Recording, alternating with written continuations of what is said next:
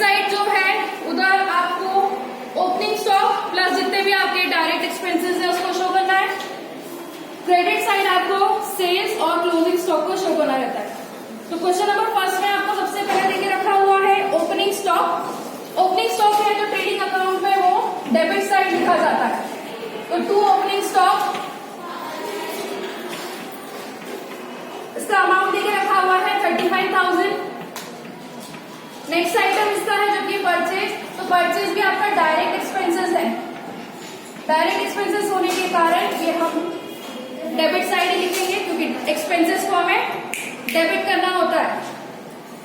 Purchase का amount है 65,000। इसमें हमें परचेज रिटर्न भी देके रखा है क्वेश्चन में, तो इसलिए हमें यह करना होगा परचेज में से परचेज रिटर्न को माइनस करना होगा और जो भी अमाउंट आएगा वो बाहर आउटर कॉलम में लिखेंगे। परचेज रिटर्न का अमाउंट है 4,000, तो 65,000 में से 4,000 माइनस होगा, परचेज का अमाउंट आ जाएगा 61,000। नेक्स्ट देके रखा हुआ है सेल्स। सेल्स करेंगे तो इनकम आएगी और इनकम है तो कहां लिखोगे? Credit side. तो बाय सेल्स करके हमको लिखना है और सेल्स का अमाउंट देके रखा है 1,20,000।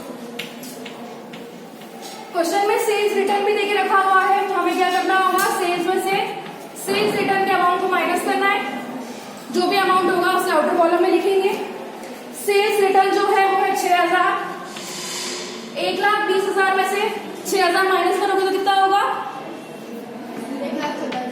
1,14,000। इसके बाद देके रखा है वेजेस।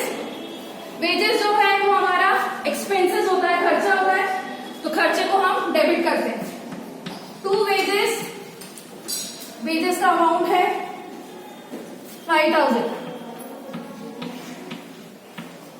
इसके बाद देके रखा हुआ है कार्टेजेस और परचेज, तो ये भी हमारा एक खर्चा है जिसको हमें डेबिट साइड लिखना होगा।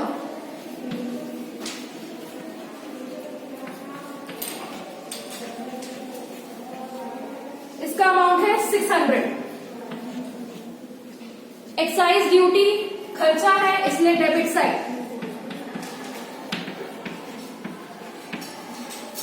अमाउंट 9,000 और क्लोजिंग स्टॉक हमेशा ट्रेडिंग अकाउंट में क्रेडिट साइड लिखा जाता है, तो बाय क्लोजिंग स्टॉक अमाउंट है 28,000। इसके बाद हमें देखना होता है कि हमारा डेबिट साइड का अमाउंट ज्यादा है या क्रेडिट साइड का अमाउंट ज्यादा है। तो इस क्वेश्चन में क्लियरली हमें क्रेडिट साइड का अमाउंट जो है वो ज्यादा दिखा है क्योंकि सेल्स 1,14,000 है और क्लोजिंग स्टॉक जो है 28,000 है। इसका आप टोटल करोगे तो आएगा 1,42,000।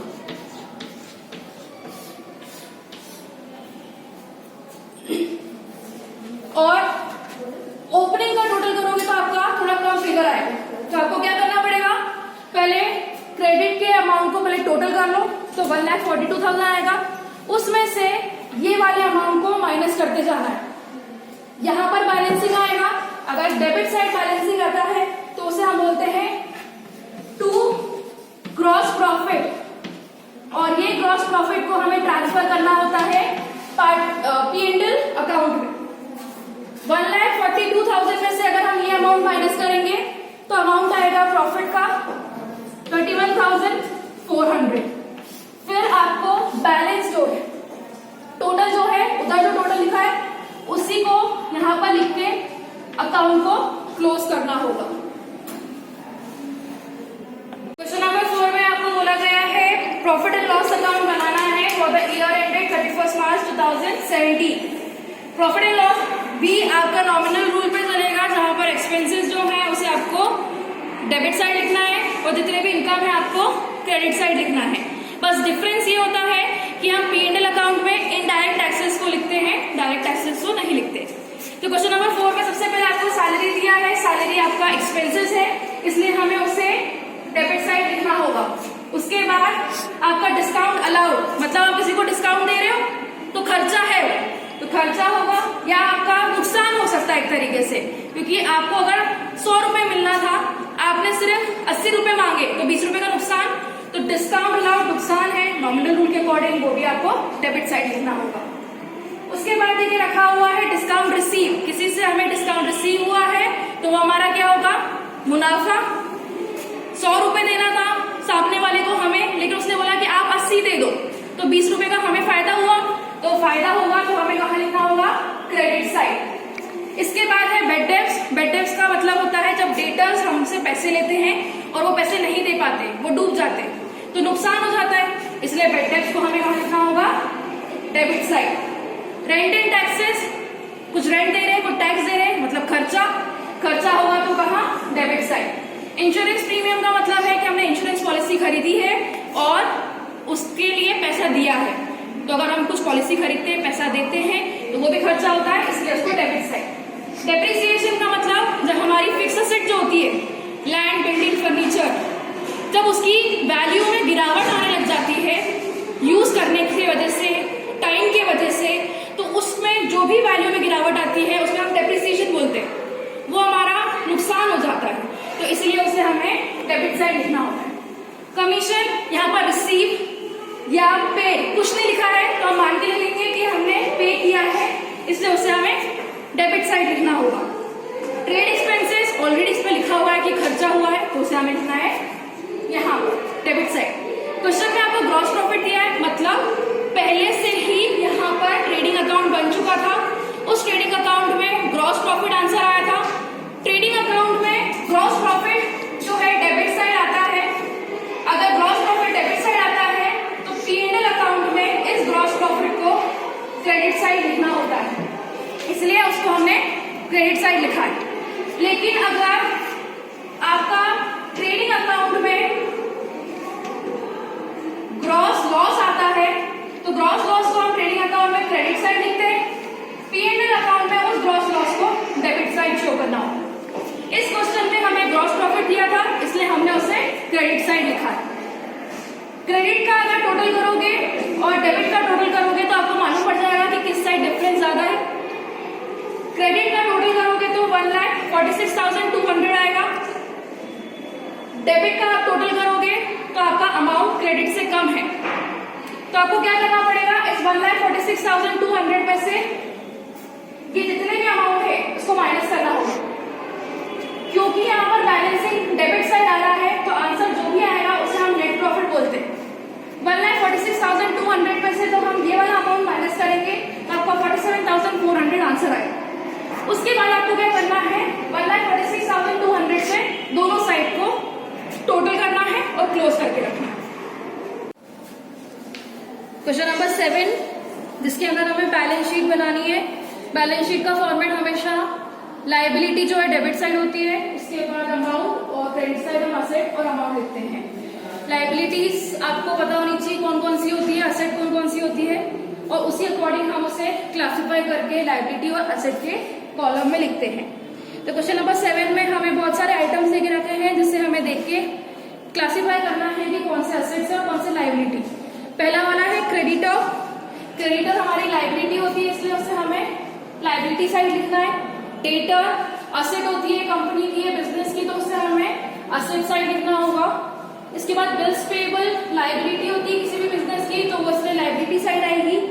कैश हमेशा असेट होगा, करंट असेट होता है कैश, तो उसे हम असेट साइड लिखेंगे। फर्नीचर भी हमारा फिक्स असेट है, असेट कोई सा भी हो, फिक्स हो या करंट, हमें असेट साइड लिखना है। वैसे ही लायबिलिटी कोई सी भी हो, करंट या नॉन करंट, उसे हमें लायबिलिटी साइड लिखना होगा। फर्नीचर फिक्स असेट है तो असेट साइड लिखना होगा। कैपिटल, कैपिटल लायबिलिटी होती है, लेकिन हमेशा हमें एक चीज याद रखनी है कि कैपिटल के साथ हमें बहुत सारे एडजस्टमेंट करने होते हैं। डायरेक्टली कैपिटल का अमाउंट हम बाहर नहीं लिख सकते। कैपिटल में अगर क्वेश्चन में ड्राइंग दी है तो उस अमाउंट से ड्राइंग को माइनस करना होगा, और अगर नेट प्रॉफिट दिया है तो उस अमाउंट से नेट प्रॉफिट प्लस करना होगा। तो इस क्वेश्चन में हमें ड्राइंग भी दी थी, नेट प्रॉफिट भी दिया था, तो इसलिए कैपिटल के अमाउंट में से हमें ड्राइंग के अमाउंट को पहले माइनस करना होगा, और जो भी अमाउंट आएगा उसमें से नेट प्रॉफिट को प्लस करना होगा। कैपिटल 75,000 है, ड्राइंग 2500 है, और नेट प्रॉफिट 16,000 है। इनका जो भी कैलकुलेशन करोगे आप, उसका आंसर 88,500 आएगा। इसके बाद आपको देखिए रखा है क्लोजिंग स्टॉक। स्टॉक हमेशा हमारा असेट होता है, इसलिए उसे हमें असेट साइड लिखना होगा। बिल्स शो होगा। लोन, लोन मतलब उधार लिया है किसी से, मतलब लाइबिलिटी, तो लाइबिलिटी साइड हम उसे लिखेंगे। इसके बाद ड्राइंग का एडजस्टमेंट हम कर चुके हैं। बिल्डिंग हमारी फिक्स एसेट होती है इसलिए एसेट साइड लिखाएगी, मशीनरी फिक्स एसेट है इसलिए एसेट साइड लिखाएगी, और नेट प्रॉफिट जो है ऑलरेडी हम कैपिटल में ऐड कर चुके हैं। बस अब हमें क्या करना होगा, हमें दोनों साइड को टोटल करना होगा, लाइबिलिटी साइड को और एसेट साइड को। लाइबिलिटी साइड को टोटल करके हमने अमाउंट लिख लिया है जो कि 1,35,100 और एसेट का भी आ रहा है 1,35,100। हमेशा हर बिजनेस की जो बैलेंस शीट है वो मैच होनी चाहिए, मतलब asset side, sorry liability side और एसेट साइड का दोनों अमाउंट जो है वो मैच होना चाहिए। इसमें कोई भी बैलेंसिंग फिगर नहीं होते, दोनों साइड अगर टोटल हो गया है, टैली हो गया है, तो मतलब आपने आंसर या सॉल्यूशन जो भी निकाला है वो सही है। क्वेश्चन नंबर 8, जिसके अंदर आपको बोला गया है कॉस्ट ऑफ गुड्स सोल्ड और ग्रॉस प्रॉफिट्स निकालने के लिए। क्वेश्चन नंबर 8 में जो कॉस्ट ऑफ गुड्स सोल्ड है उसको निकालने का तरीका होता है opening stock plus purchase plus direct expenses minus closing stock. Cost of goods sold को हम शॉर्ट फॉर्म में COGS भी बोलते हैं। अगर हम ओपनिंग स्टॉक में परचेज, डायरेक्ट खर्चे प्लस कर देंगे और जो भी आंसर आएगा उसको क्लोजिंग स्टॉक से माइनस कर देंगे तो कॉस्ट ऑफ गुड्स सोल्ड निकल जाएगा। इस क्वेश्चन में ओपनिंग स्टॉक देके रखा था जो कि है 2500 रुपए। परचेज हमें निकालना पड़ेगा क्योंकि इस क्वेश्चन में हमें कैश परचेज दिया था, क्रेडिट परचेज दिया था और एक परचेज रिटर्न दिया, तो टोटल परचेज हमें निकालना होगा। और वो कैसे निकालेंगे, जब हम कैश परचेज और क्रेडिट परचेज को प्लस कर देते हैं तो हमारा टोटल परचेज निकलता है जो कि है 1,05,000 और उसमें से अगर हम परचेज रिटर्न माइनस कर देंगे तो हमारा नेट परचेज निकल जाएगा जो कि है 1,04,000। तो ये 1,04,000 हम परचेज में यहाँ शो करेंगे। डायरेक्ट खर्चे जो डायरेक्टली प्रोडक्शन में किए जाते हैं उसे हम डायरेक्ट खर्चे बोलते हैं। तो इस क्वेश्चन में 2 खर्चे दिए थे जो कि है वेजेस और सैलरी। वेजेस जो होते हैं वो हमारे डायरेक्ट खर्चे होते हैं, तो ये अमाउंट जो है वो वेजेस का है। सैलरी जो है वो इनडायरेक्ट एक्सपेंसेस है इसलिए इसको यहाँ पर शो नहीं किया जाएगा। माइनस क्लोजिंग स्टॉक वो लेके रखा हुआ है हमारा 3,000। जब हम 2500 प्लस 1,04,000 प्लस 10,000 माइनस 3,000 करेंगे तो हमारा ये आंसर आएगा जो कि है 1,13,500 और ये हमारा कॉस्ट ऑफ गुड्स सोल्ड निकल जाएगा। दूसरा बोला गया था ग्रॉस प्रॉफिट। ग्रॉस प्रॉफिट निकालने का भी फॉर्मूला होता है जो कि है net sales minus cost of goods sold. जैसे हमने नेट परचेज निकाला था वैसे ही हमें नेट सेल्स भी निकालना होगा जो कि है cash sale plus credit sale minus sales return. अगर आप ये फॉर्मूला यूज करोगे तो आपका नेट सेल्स निकल जाएगा। कैश सेल्स आपका 40,000 है, क्रेडिट आपका 1,20,000 है और सेल्स रिटर्न जो है आपका 5,000 है। 40,000 प्लस 1,20,000 माइनस 5,000 आपका 1,55,000 आ जाएगा। इस 1,55,000 में से आपको cost of goods sold minus करना है जो कि है 1,30,500। जब आप इसका कैलकुलेशन करोगे तो ग्रॉस प्रॉफिट आ जाएगा जो कि है 41,500।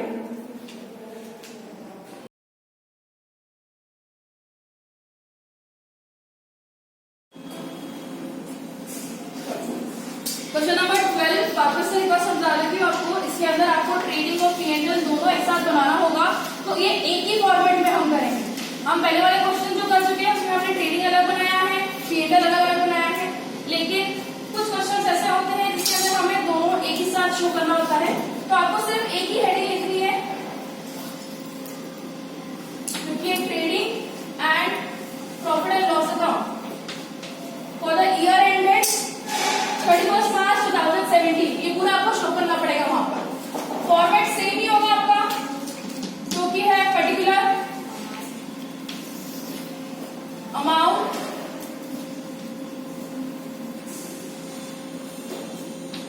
फिर उसके बाद पर्टिकुलर और अमाउंट। सबसे पहले हमें यहाँ पर ट्रेडिंग अकाउंट को शो करना पड़ेगा, मतलब ट्रेडिंग अकाउंट में दोनों चीजें आएगी। तो क्वेश्चन नंबर 12 में सबसे पहले आपका परचेज लिखा है। परचेज जो है वो ट्रेडिंग अकाउंट में डेबिट साइड आता है, तो टू परचेज। इस क्वेश्चन में कोई परचेज रिटर्न दिया नहीं है तो परचेज का अमाउंट लिख देंगे जो कि है 40,000। इसके बाद क्वेश्चन में वेजेस दिए हैं, तो वेजेस हमारे डायरेक्ट एक्सपेंसेस होते हैं जो कि हम ट्रेडिंग में शो करेंगे और वो है 2,000। सैलरी अभी यहाँ पर शो नहीं होगी, वो P&L में होगी, तो पहले हम ट्रेडिंग अकाउंट को कंप्लीट करेंगे, उसके बाद P&L बनाएंगे। इंश्योरेंस प्रीमियम भी हमारा P&L में है, रेंट एंड टैक्सेस P&L में है, बिल्डिंग फर्नीचर कैपिटल ये सब बैलेंस शीट में हो।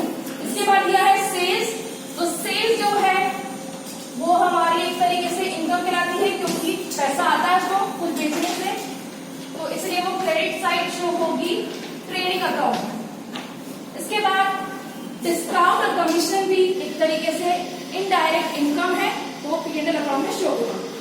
नेक्स्ट लास्ट आपको दिया है क्लोजिंग स्टॉक, तो क्लोजिंग स्टॉक ट्रेडिंग अकाउंट में क्रेडिट साइड। क्लोजिंग स्टॉक का अमाउंट देख रखा है 3,500। अब आपको ये देखना होगा कि आपका डेबिट साइड ज्यादा है या क्रेडिट साइड।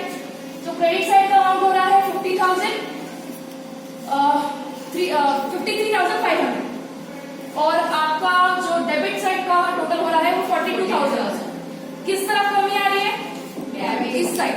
अगर डेबिट साइड कमी आती है तो जो भी बैलेंसिंग होता है उसे हम ग्रॉस प्रॉफिट बोलते हैं, और ये ग्रॉस प्रॉफिट हम ट्रांसफर करते हैं P&L। तो 53,500 में से 42,000 माइनस करेंगे तो आंसर क्या आ रहा है? कैलकुलेशन करके देखते हैं। 53,500 माइनस 42,000, आपका आंसर आ जाएगा 11,500 ग्रॉस प्रॉफिट का, और क्वेश्चन में भी यही दिया है। बस आपको क्या करना होगा, आप 53,500 से ये ट्रेडिंग अकाउंट क्लोज कर देना। अब इसी के अंदर आपको कंटिन्यू करना है और P&L बनाना है। इसके लिए अलग कोई हेडिंग नहीं डालेगी क्योंकि ऑलरेडी हम ऊपर जो है हेडिंग डाल चुके हैं और फॉर्मेट बना चुके हैं। जो जो आइटम हमने अलग करके रखे हुए थे P&L के लिए, अब उसको हमें यहाँ शो करना होगा। तो जो आइटम बच चुका है, सबसे पहले सैलरी। सैलरी एक इनडायरेक्ट खर्चा होता है और नॉमिनल रूल पे चलते हैं दोनों। अगर खर्चा है तो नॉमिनल रूल के अकॉर्डिंग सैलरी को हमें डेबिट करना होगा। तो टू सैलरी, उसका अमाउंट है 8,000। इसके बाद लेके रखा हुआ है इंश्योरेंस, तो ये भी हमारा इनडायरेक्ट खर्चा है, इसलिए उसे भी हमें डेबिट साइड शो करना होगा जो कि है 1,000 रुपए। रेंट एंड टैक्सेस ये भी हमारा इनडायरेक्ट खर्चा होता है, तो इसलिए वो भी P&L में डेबिट साइड शो होगा जो कि है 1,200 रुपए। बिल्डिंग फर्नीचर कैपिटल जो है वो बैलेंस शीट के आइटम से, इसलिए इसमें शो नहीं करना है। कमीशन और डिस्काउंट, कमीशन क्रेडिट साइड लिखा है, डिस्काउंट भी क्रेडिट साइड लिखा है, मतलब ये दोनों रिसीव हुए हैं। अगर रिसीव हुए हैं तो मतलब ये हमारी इनकम है, इसलिए उसको हमें क्रेडिट साइड शिफ्ट करना होगा। तो बाय कमीशन आंसर है इसका 7,800। बाय डिस्काउंट इसका आंसर है आपका 2,400। और एक और चीज हमने ऊपर लिखी थी, जो ट्रेडिंग अकाउंट में आंसर आता है उसे हमें शिफ्ट करना होता है P&L में। ट्रेडिंग अकाउंट में आंसर आ रहा है ग्रॉस प्रॉफिट जो कि डेबिट साइड, ये ग्रॉस प्रॉफिट P&L में शिफ्ट हो जाएगा क्रेडिट साइड। जो भी ग्रॉस प्रॉफिट आता है ट्रेडिंग में वो शिफ्ट होता है यहाँ पर क्रेडिट साइड। ग्रॉस लॉस होगा तो डेबिट साइड। आंसर हमारा क्या आएगा? ग्रॉस प्रॉफिट, इसलिए उसको शिफ्ट करना पड़ेगा हमें debit side, sorry credit side. Answer है इसका 11500। क्लियरली जो अमाउंट है वो क्रेडिट का ज्यादा दिख रहा है, तो 11,000 है, 8,000 सॉरी 7,000 और 2,400 कुछ है, और आपका यहाँ पर डेबिट में 8 + 1 9 और 10,200 है। मतलब फिर से हमारा डेबिट कॉलम जो है वो कम है क्रेडिट के कंपैरिजन में। अगर क्रेडिट के कंपैरिजन में डेबिट वाला कॉलम कम आता है तो बैलेंसिंग इधर आएगा और उसे हम बोलते हैं नेट प्रॉफिट।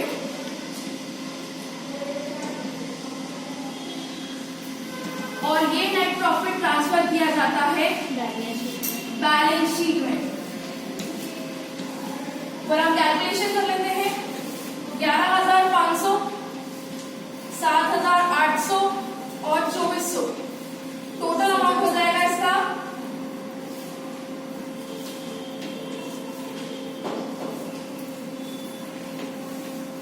21,700।